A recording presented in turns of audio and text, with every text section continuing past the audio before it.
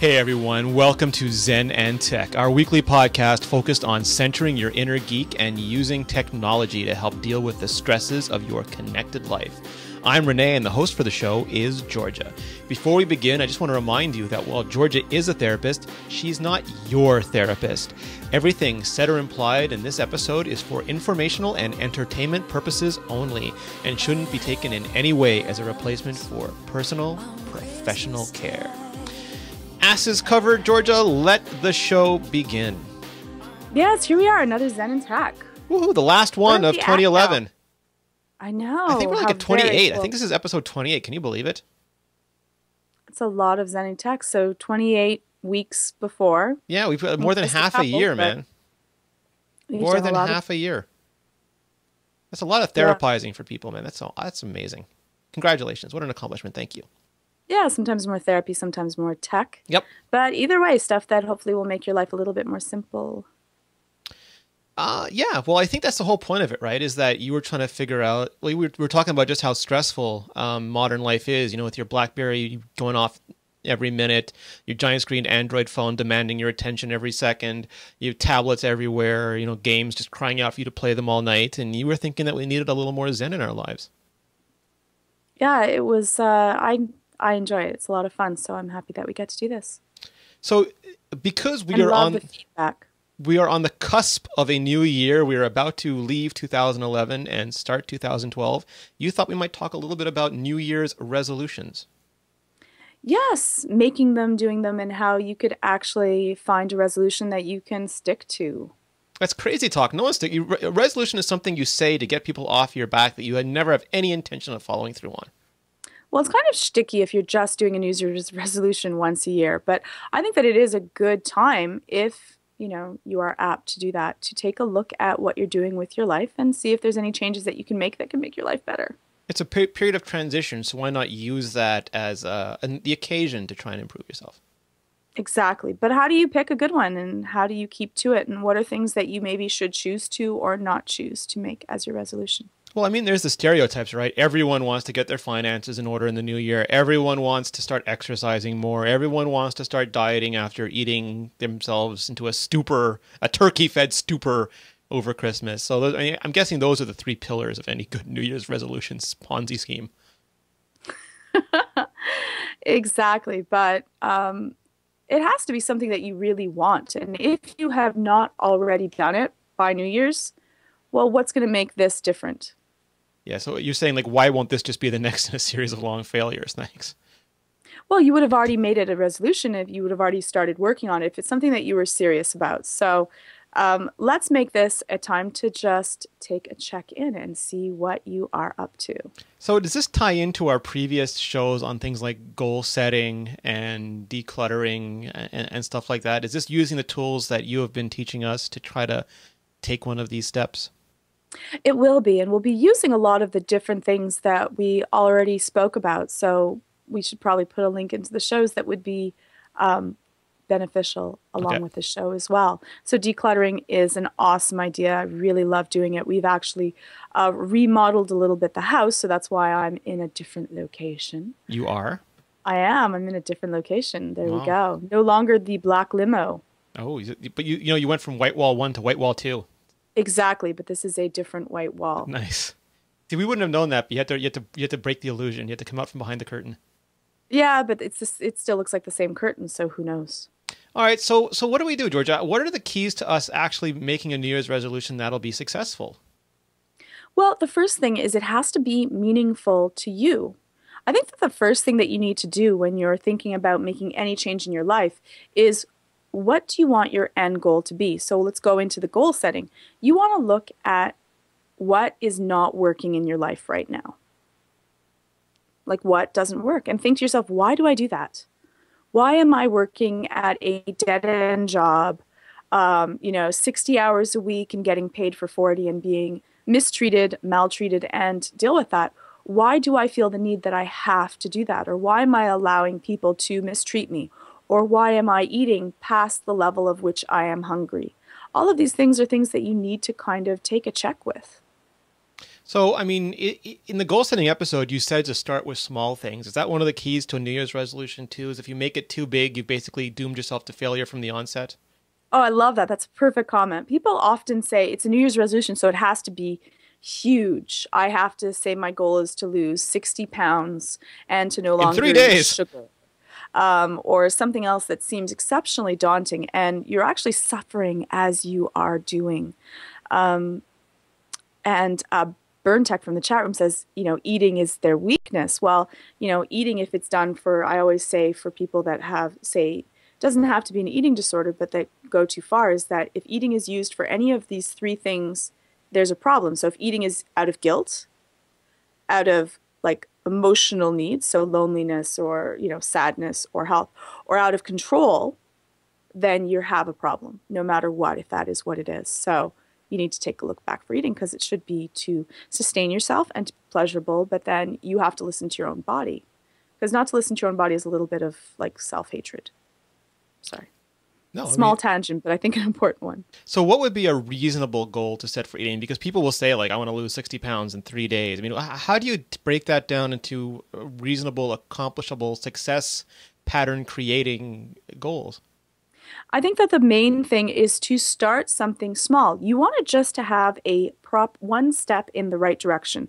And that's it, just one step. So you could say that today I am going to try to stop eating when I am not hungry. And for eating, I think that a really good one is to think about how you feel when you eat certain food. Like, how do I feel while I'm eating this? Am I actually feeling sick? And then I see the plate on, like, there's still 3 bites or maybe 1 bite left on my plate and you feel guilty. One And so bite. you're going There's to still eat three that. cookies. Donuts. I actually have to say that anyone that finishes their plate, if every time that you eat, you finish your plate, two things are happening. One is perhaps you have exceptional portion control. That you eat, you are able to put onto your plate exactly what you are, hungry for. But probably not. Most people, their eyes are larger than their stomachs. And so they will finish off everything that's on their plate out of guilt because they say, well, But sometimes it's because training. Like, I remember as a child, you were supposed to clean your plate. You got a gold star if you cleaned your plate. Cleaning your plate was like so important. There are kids starving in places of the world in which you do not live. right. And my answer to that, I have a really good answer to that, is that so putting it in the garbage seems wasteful. Okay. So I'm going to, eat more than my body needs and use my body as a garbage instead. Ouch. And then make this fat which is what's going to happen. Any extra calories, even if it's from carrots, get transformed into fat as storage. And so then I'm going to have to like run for, I think it's like 20 minutes you have to walk to deal with 1 bite of a donut, an extra bite of a donut, the certain amount of calories. That seems like a lot of work. It's so much easier instead of like, you don't have to exercise to lose weight. I know that a whole bunch of people for fitness are going to yell at me, but you don't actually have to exercise. You can just do it through not having that bite. 20 minutes of walking seems like a lot of work to me. Not eating that one last bite of the donut, I can do. So just keep stopping drinking soft drinks is 15 pounds a year. I like That's that it. Just drink treating water. your body So as a easy. garbage comment. I think that makes it very palpable. I mean, people, you don't stop to think about it. Like you're getting enormously large does not feed people in another country anyway, and treating No, yourself. and it's hateful towards yourself. You are, and I'm not going to go as far as a temple. I'm going to eat sometimes horrible things, and sometimes I'm going to drink soda and absolutely enjoy it. But if I'm feeling ill and then I'm still eating, there's something more happening, and you have to take a look at that. So that's a great New Year's resolution, is just to be aware of how I feel when I eat and watch if I'm eating everything on my plate right away. That sets alarm bells off. Or to say to your children, say, well, if you eat all the stuff on your plate, you get dessert. Okay, so now they're going to stuff themselves. You're training them to not listen to their own body, Yeah. and then you're training them to also stuff themselves so they can then eat Even more more, bad food. yeah. And It is just it? seems so counterintuitive I've to me. noticed that when you go to restaurants, like the portion sizes are just getting bigger and bigger and bigger, and people try to like there's this drive to finish stuff. I know a lot of people will take like doggy bags home and stuff like this, but it just seems that that's you face a lot of obstacles. Not only clean your plate at home, but just the sheer size of portions that we get in most restaurants these Well, days. even when I go to an all-you-can-eat restaurant, I want to get my money's worth. You want to do some So damage. So you actually, like, people are like, well, you only had that much and you paid for a buffet. That's not worth it. Again, what are you doing to yourself? I'm going to eat a whole bunch so that I can feel sick later, and then I have to exercise off or, not eat as much the next day if I'm really thinking it through. Not probably a cool way to deal with. In the end, you should come before anything else. And I remember one of my friends saying I left one piece of filet mignon left, and it was the center delicious tender piece too, on my plate. And they said, "Oh no, you can't just leave that piece there." And I looked at them and I said, "Yeah, actually, I can. I can leave that one piece there." And it almost became then it became like this little monument of like that I'm going to leave a piece there that's out of that. It's just Spite is a listening to motivation. I yourself. love it. Yeah, it works really well for me. But that would be a great New Year's resolution, is not to say that I'm going to lose weight. Not to say that I'm only going to love myself if I'm going to be, a size 6 or a size 5, but to say I'm going to listen to my own body and try to get in tune with what it needs. I'm not going to be Gabrielle Anwar skinny, but I'm going to eat when I'm hungry and not eat when I'm not hungry. Right. Right.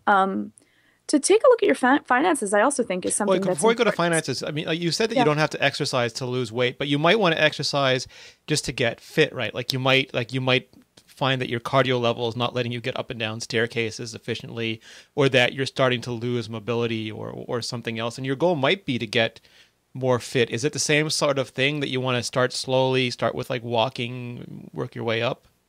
I don't actually believe that. I think that for something like that, I think that the best thing is to do something that you enjoy. So I don't enjoy actually exercising. Exercising in itself is not fun for me. Running or jogging or lifting weights, though I've done it, I can't say that that in itself is intrinsically fun.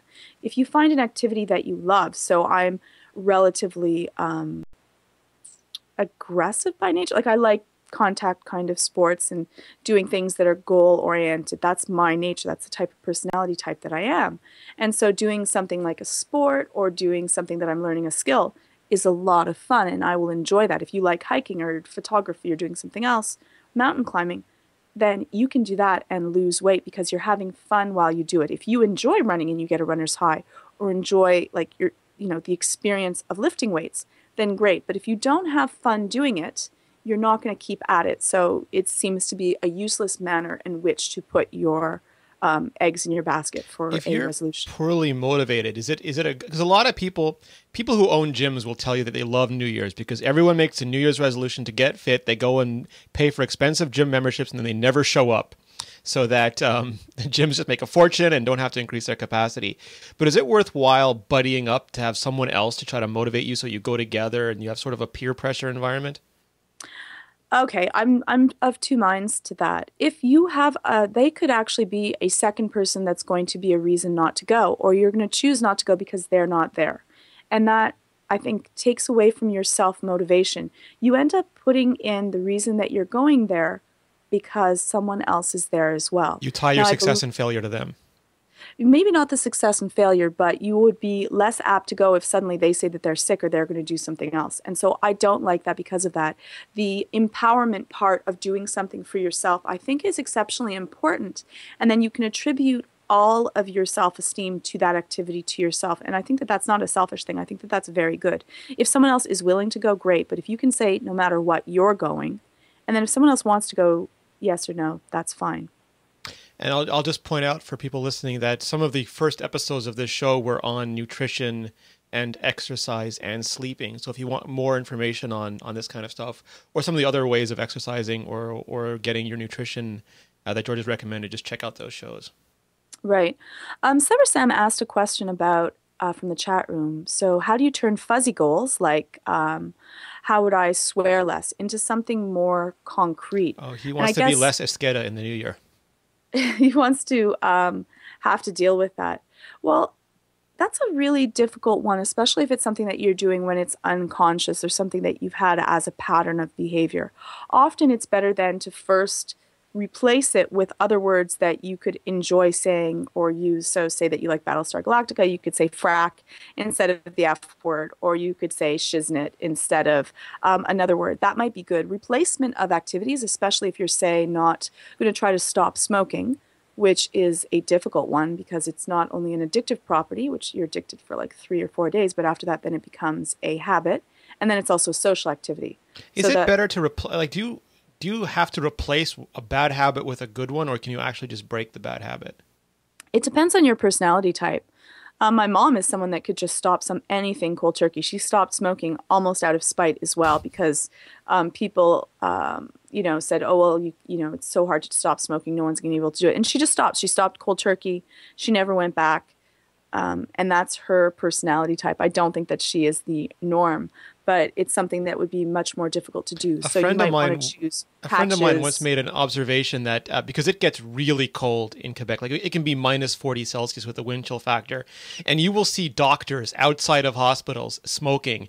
You will not see people outside having sex in that environment, but you will see them out there smoking. So I mean, it is definitely one of the harder habits for people to break. Right, and in Montreal, you're not allowed to smoke inside of any public building at all. Yeah. So that and now they're even making rules of like public areas where you're going to walk in and out of the building because what happened was that people would be like there'd be like 17 people smoking outside, so you'd actually have to enter the building or leave the building. You'd have to go through like the smoke-filled area. So they're actually now you have to go further and further away from the building. And smoking actually is it's down now with people in Montreal because of that, because it's a little bit torturous and cold and rainy and wet. So that works too. Yeah. So sorry, I kind of tangented on you there, but you were saying that for some people they don't need to replace the habit, but for some people they would then? Yeah, I think that, going on a patch or chewing a gum or doing something else with the activity, my mom went around with a little straw that she cut. And so she had still the habit of having something that she was used to in her mouth and that she didn't have to worry about smoking as a bad habit instead. So So that might work as well. So if there are certain cues that you get from, like you're just used to having that sensation of chewing on something, you can find a substitute for that, as many things as possible to kind of stop the mental triggers that started. Well, one of the best times to break a habit is when you're not in that habit environment. So say that you usually smoke after if you're at a bar or if you're drinking, the best way to stop would be to stop that activity or stop hanging out with the people that you feel that inclination with during the time that you're stopping. Once you feel that the habit is under control, then you can say go back and see those people again, and you're not going to have the same worry because you've already gotten over it. So Seth could either like break the habit, or he could use science fiction cursing instead, or he could put a nickel in the curse jar and use it to buy smartphones. He he could do something like that. He could choose to use other words that might be funny, which I think that would probably work out exceptionally well. Some people put a little tiny elastic band. It actually works, and you give yourself a little snap, a little negative reinforcement every single time Bad that you kitty. swear. Yeah, it has to, for negative reinforcement to be effective, though, it has to be something that is quick to when you do something wrong. Interesting. I Okay. like the bad kitty thing. That's spraying a cat with a water bottle, just in case you Yeah, for don't know people what who are, that was you too. can watch these videos. We have the videos on YouTube and on Yeah. iTunes. But if you're listening to us, yeah, I was doing the Sheldon Cooper We're chocolate not squirt saying, bottle. advocating spraying cats with water No. and torturing Humans, them, but only it's humans. just kind of funny. Yeah, humans are okay. That's all fine. Yeah, no, absolutely. So you were gonna talk about finance. Right. It's also a good time to take a look at your finances and cut out any of the fat on the things that you have. So take a look at your phone plan, see what you do not use or don't really need. And the way that I go about it is kind of a scorched earth type of manner. I will actually cut out everything, even things that I think that I need, and see if I can live without them for, say, a month. That's your decluttering method too. You said to take everything out of the closet and only put back the things that you need. So you'll do that with your budget as well. Exactly. You cut out everything that you don't need, and then you see, especially if you're on a tight budget, and say for cooking, you can cook things, and instead of buying things that are pre-made, that will save you a lot of money. On your phone plans, they charge you all kinds of things. And one really good tip is that, they might say, oh, they can't do that. They can't take off this charge. They can't take off or change this plan. All you have to do is say, okay, well, thank you. I think that I'm going to be canceling my plan. Oh yeah, And they'll retentions send will do you to a retentions will work people. miracles for you. They will sing and dance for you to make sure that you stay with them. Please don't quit. I will come to your house and vacuum your carpets. Just please don't quit. Right. And again, if you're buying things or doing things out of guilt or out of control, or you're taking care of other people that you don't feel comfortable with, take a look into that. You don't actually need that. We live without paying for satellite, we have an antenna instead, and that brings us HDTV. And if not, we have Netflix, and that's been fine. I have not actually missed that at all. Yeah, At all. TiVo shows, and then so the ones that are already on. But if not, we watch them on Netflix, and that's been wonderful. And Netflix is so affordable for us. I mean, that's a good point. There are, if you are a gadget enthusiast, there are tons of apps that can help you in two ways. There are apps that can help you track what you're using. So you can actually, some people have no idea what they're spending. So something like mint.com or there's a lot of different options to find out what you're spending money on. And there are all sorts of apps that will let you keep track of the food that you're eating or of the exercise that you're doing.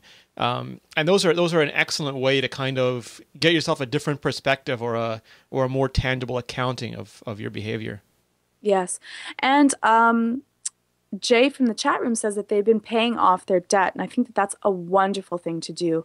One of the best tips that I got when I was first buying my house, mortgaging my house and picking the right mortgage, was the person at the bank said, pay off your debts. If you can consolidate them, great. And you pay off your largest debts first, whatever has the largest amount of interest, not the actual largest amount of debt, but whatever has the largest amount of interest. Pay that off first. And if you can consolidate to a lower interest rate. So you can use, say, your mortgage to pay off, say, your school loans, which were at maybe, I don't know, 16%, and your mortgage or credit is at 8%. Card debts, which are huge interest Credit carries. cards are the credit card debt, and people that are in that is absolutely sick. I've never actually had any credit card debt. I No, pay it's it off almost every usurious. single I mean, it would be illegal if it wasn't a credit card company charging it. It would be. To have something that's going to be at 32 or 26% interest Yeah. is sick. And It's they'll criminal. say, you can, well, they keep on increasing your levels so that you can be even more greatly in debt. So you think about 26% interest, and that's on $100, that's $26. That's one of the best tips you ever gave me, and it applies to a lot of stuff. Like when you shop, don't buy things that you're not, like if you're shopping for food, don't buy things you're not going to eat that week. Think in terms of meals and then buy things for those meals. You don't need to store a lot of stuff. It's just a waste of money.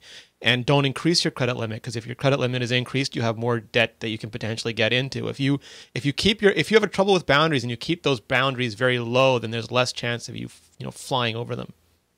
Well, Christy says pay the annual fee to get a lower rate, which is good, but I'll be honest, I think the best thing is you pay off your debt every month. You pay off your credit card every month. If you can't put it on your credit card, if you have to put it on your credit card and not pay it off that month, you can't afford it.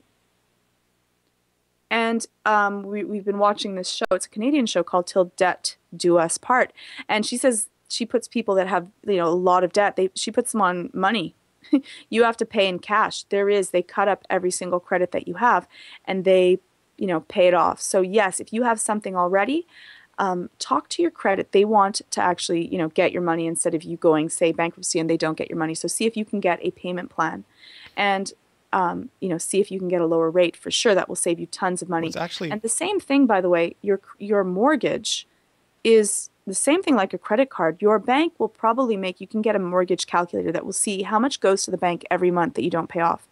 Pay that baby off, because we calculated that our house would be, if we waited, I think it was 21 years to pay off our house, the bank would make 100% of profit on our mortgage. That means that we're paying twice the amount that we should what our house is valued at. So we paid that off in 6 years. It's actually funny because I always, I don't know why, but I've always just paid off my credit card every month. I've never ever once in my life not paid off a credit card bill every month. And I was actually called a deadbeat client by the credit card companies because they make no money off of me. Yeah, love that. And the bank actually didn't like me because they said that they'd never heard that before and they didn't consider me a good customer. So I figured I must be doing something right. Good. I love it. I think that that's great. And Orange from the chat room says, don't live beyond your means. Yeah. And sometimes it's silly. Like when I was growing up, a lot of my friends got huge credit card bills, and it was almost exclusively off food and drinks, things that were gone within 24 hours of consuming them, yet the hundreds and thousands of dollars of debt remained. So that kind of stuff, I'm always wary about putting things that are that quickly depleted on a credit card, because you can kind of lose track. Yes, exactly that. Exactly that. I think that you need to really take a look at your life and what you're doing. So some people will buy a lot of expensive gifts for their kids because they want to do this. It's not really like, think about what's necessary and what's beneficial for yourself. And you should be putting away money towards your retirement. Who knows what's going to happen to Social Security? Who knows what's going to happen to your 401ks? Make sure that you're putting away for yourself as well. So not living above your means is one good thing to decide to do as a resolution. But another one is also to say, you know what, I'm going to put some money towards, you know, this or that. And now we say about 6 months away, you should be able to know that you can live off of whatever you have saved. Awesome, Georgia. That is fantastic. It's a big subject, so we might revisit it next week if needs be. But I think that's certainly a lot of good places to start. And I think it'd be great if people either send it to Twitter at ZENandTECH or put it in a comment to the show what their New Year's resolution is, so we can all kind of support each other and keep each other going through the new year. Yeah, that's actually a good point as well, because that social, other people know what your New Year's resolution is. There's a larger chance that you will keep it. Peer pressure. So, yeah, use it. That's a good type of peer pressure. So tell your friends what your New Year's resolution is, and they can bug you if you're keeping up to track. So, Georgia, where can we find out more about you? You can find me on Twitter at GeorgiaTipp, and you can also find me on the website www.ZENandTECH.tv. Nice. And you can find me at Rene Ritchie on Twitter, plus Rene Ritchie on Google+. You can find me at ZENandTECH.tv and mobilenations.com. You can also reach both of us at ZENandTECH. You can email us at podcast@ZENandTECH.tv, or you can leave a comment when the show goes live on the blog. We would love you to do that. We get a lot of email, but not a lot of comments. And we understand some things are, you want to keep it confidential, but I think it really is beneficial if we start to have more open discussions about some of this stuff. So share what you feel comfortable with, but do try to share. Yeah, and we really do appreciate it, and write back, so let us know. You can find all of our shows at mobilenations.com/shows, including Zen and Tech, Super Functional, iPhone and iPad Live, crackberry.com, Android Central. We've got new shows like Stock Talk and Enterprise. Check them all out if you haven't already. Please go to iTunes. Please subscribe. Please leave a rating. It helps iTunes know that you like the show and encourages them to feature us. And I want to thank our awesome live chat room. I mean, they've given me a lot of inspiration tonight, and I'm really, really grateful for anyone who shows up live. Yeah, we love it. So thank you very much. It means a lot to us. mobilenations.com/live. Be there.